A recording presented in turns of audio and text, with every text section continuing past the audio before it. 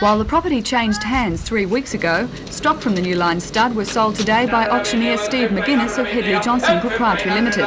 The Friesians are considered the top production herd in New South Wales, and despite the depressed state of the dairy industry, the cows attracted hundreds of bidders from throughout Australia and drew big prices. The 126 Friesians grossed just under $208,000, with an average price of $1,645 and a top price of $5,000. Young stock were also sold, bringing in a further $100,000. Machinery from the stud will be sold by auction on the 8th and 9th of next month.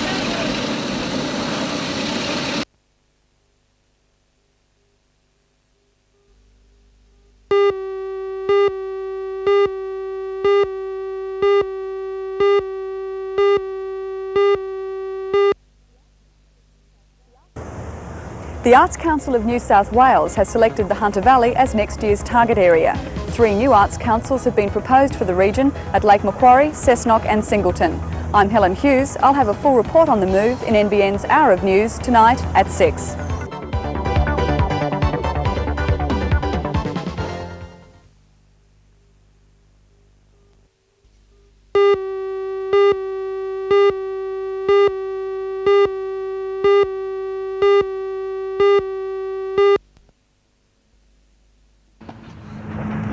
More than 150 competitors from 12 countries, including Japan, West Germany, Canada and Argentina, have gathered for the tournament, which offers a total of $25,000 in prize money.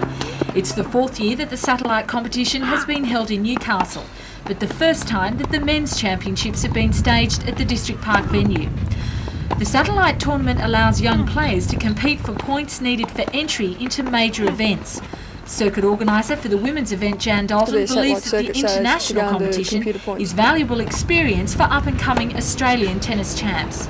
Well, especially the young Australian players, in the sense that they don't have to travel overseas to try and get international experience, because in this tournament we have approximately 12 countries actually competing in the tournament, so it gives our kids the chance to compete against them without travelling overseas.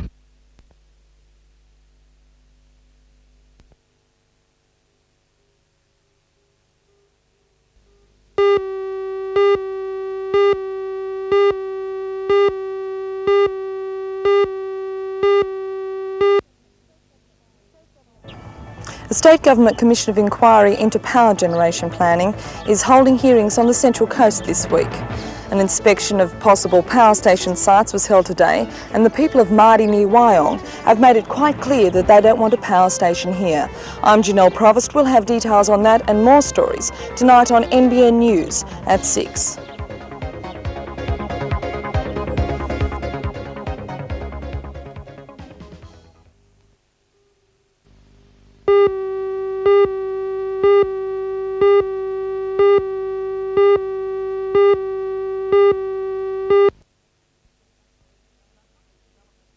The Hunter Development Board has been pushing for ZTech to establish in Newcastle as part of the trend for the city's industries to diversify into high-tech products.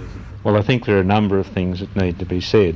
One is that it's a business decision by ICI to go where they went, and I think it's like any other business. You make a bid, you win some, you lose some. We're certainly not giving up, and there will certainly be other industries, other companies looking at the region. So how can the local industries attract these investors? One of the problems, however, has always been that our industries have been manufacturing industries or service industries, and they haven't developed a marketing arm or a selling arm. And we have numerous inquiries, for example, from overseas for joint ventures. We have one, in fact, on my table at the moment. We're not able to find a joint venturer who can sell throughout Australia. We can manufacture, but we have trouble selling.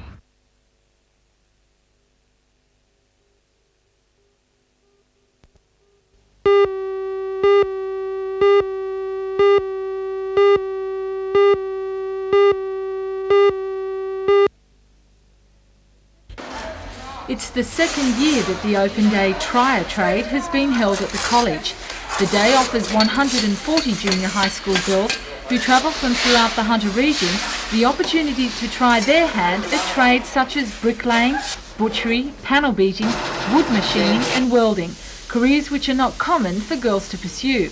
However, since the Equal Opportunities legislation was introduced, the field of specialised trades has been open to all, and judging by the interest and capabilities of these young novices, the boys will have some tough competition seeking future apprenticeships. Organiser of the day, Sylvia Murphy, says there's a definite purpose behind a day of try trade.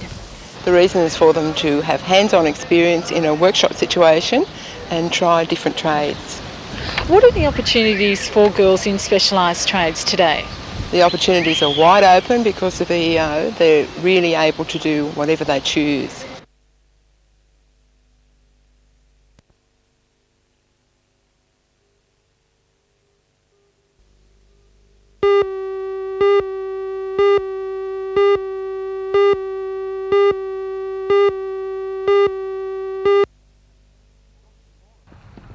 Shortly before 11 o'clock starting time, the two captains tossed. New South Wales' blonde batting star Dirk Wellham had lost, and Victoria's Ray Bright chose to send the home side in. Opening the attack for Victoria was paceman Merv Hughes, bowling to young New South Wales opener Mark Taylor. In fact, it was Taylor off Hughes who scored the first runs of the match. This Shield clash is expected to be a beauty, with Victoria keen to register its first Shield competition points of the season, and New South Wales just as keen to continue their form after taking first innings points last week against Tasmania.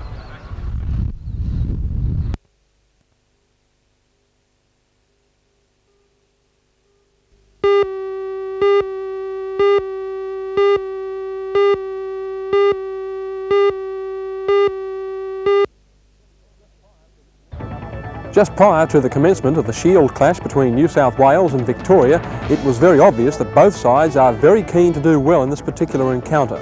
We'll have full details on how day one went in our Hour of News tonight at 6 o'clock.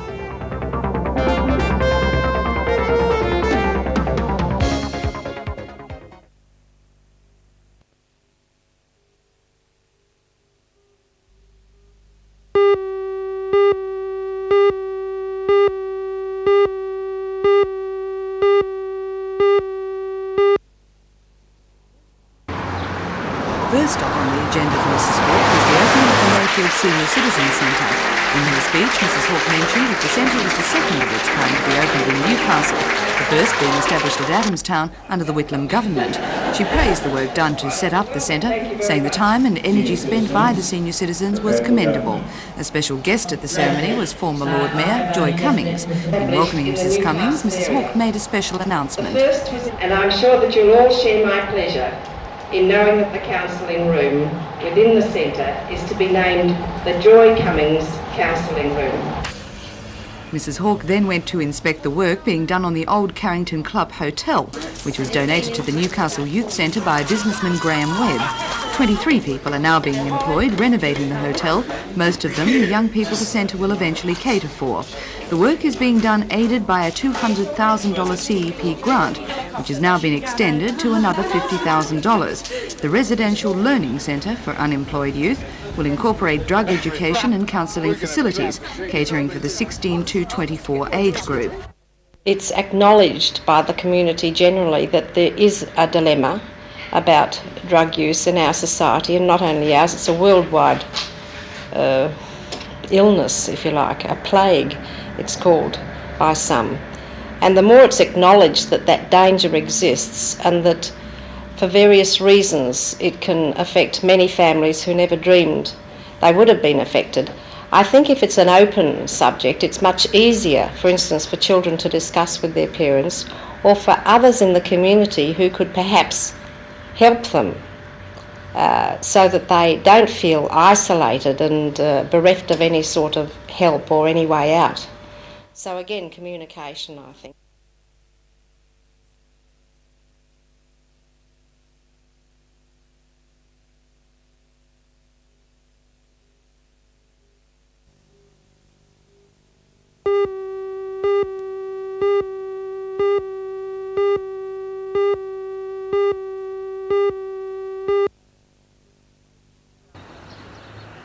New South Wales resumed at overnight 9 for 227, but stayed around for just 30 minutes this morning, adding just 17 runs, with Murray Bennett leading the way to finish with 26 not out.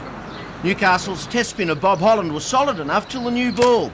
He went on its second delivery off the bowling of Simon O'Donnell, and the home side finished with 244 and a lead of just 168.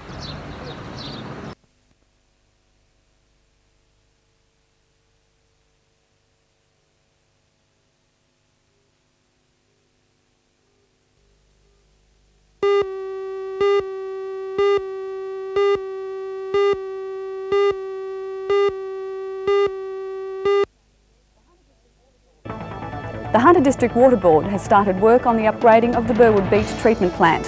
When completed, the new ocean outlet should improve beaches to the north and south of Burwood. I'm Helen Hughes. I'll have a full report on the project in NBN's Hour of News tonight at 6.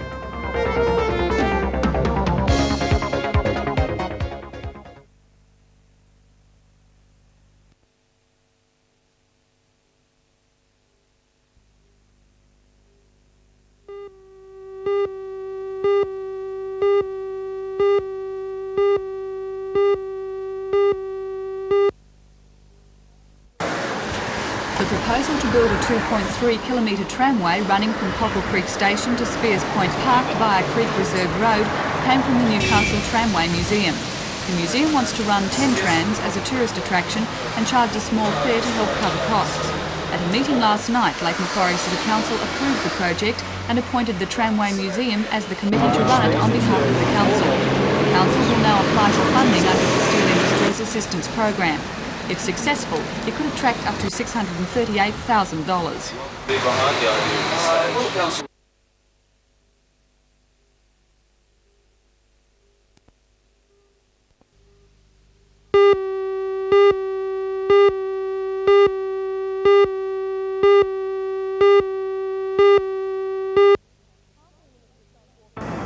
Housing Minister Frank Walker is in Newcastle today to open the Lancome office in Auckland Street. But with his other portfolio of youth services, he isn't having such an easy time, especially with the residents of Conrad Close. We'll have full details on this story and more tonight on NBN News at 6.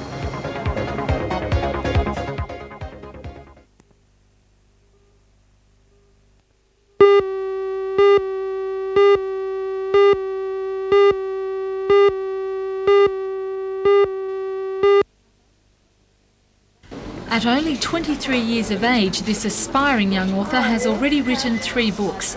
And at the launch of his latest transcript today at Arthur Warner's bookshop, Paul was on hand to give his autograph. Born and bred in Newcastle, Paul was unemployed after leaving school and decided to begin writing short stories. But it wasn't until he submitted 2 novels in the Australian Vogel Literature Prize in 1980 that his career as a writer began.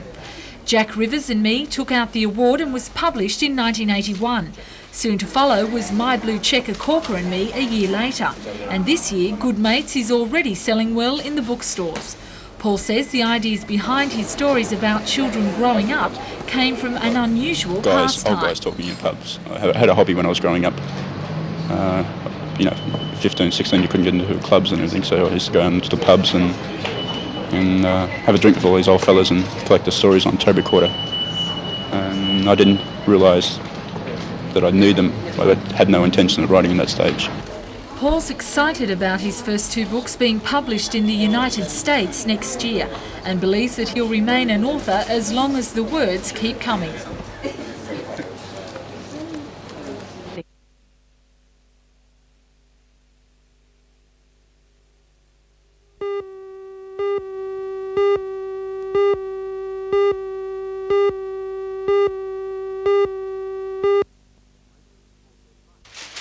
Residents brought their fight against the toxic waste dump to the office of the state member for Newcastle, Arthur Wade.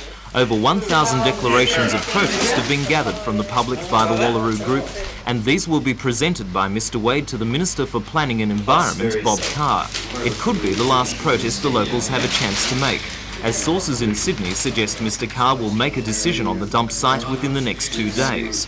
The Tomago aluminium smelter wants to bury toxic fluoride and cyanide waste from its operations on the site, which is close to both Grahamstown Dam and the oyster leases at Swan Bay on Port Stephens. Today, the Minister's advisor, Peter Fitzgerald, inspected the Wallaroo site and Swan Bay. Oyster farmer Rod Moffat was one of those at the inspection. and he is confident that Mr Fitzgerald will advise the Minister against the dump proposal. We were pleased with his reaction. He certainly was informed of a situation that is being proposed there as far as paralleling to anything that's happening in Europe or United States. We were very pleased with his reaction. It was a positive one as far as we're concerned. On visiting the site, it was obvious that there were elements there that hit home I'm sure his and everyone else's fears about toxic waste landfill dumps.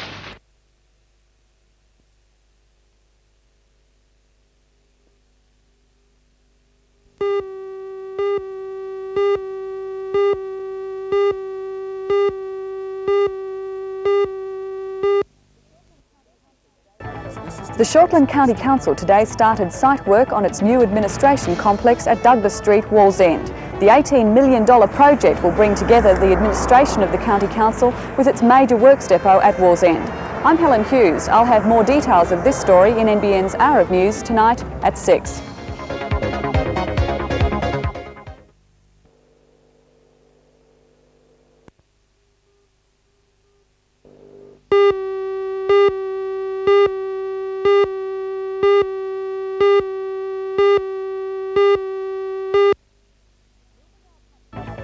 Milbradale Public School near Broke has been here since 1921 and has about 40 students.